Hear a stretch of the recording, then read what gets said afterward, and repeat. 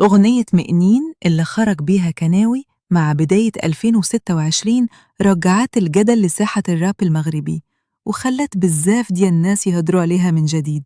الأغنية جاية في إطار كلاش ذكي وغير مباشر موجه للمورفين، ولكن بأسلوب رمزي ما فيهش تسمية مباشرة. اختيار اسم مئنين ما كانش صدفة، حيث كيهدر على طير حر مقابل القفص، وكيعكس فكرة الحرية الفنية مقابل التقييد والإبداع المفروض. كناوي اعتمد على بارات قوية وموزونة، رجع بها الخلاف القديم الواجهة، وقدم رسالة نقدية قاصحة ولكن بأسلوب فني بيخلي المستمع يفكر ويفسر.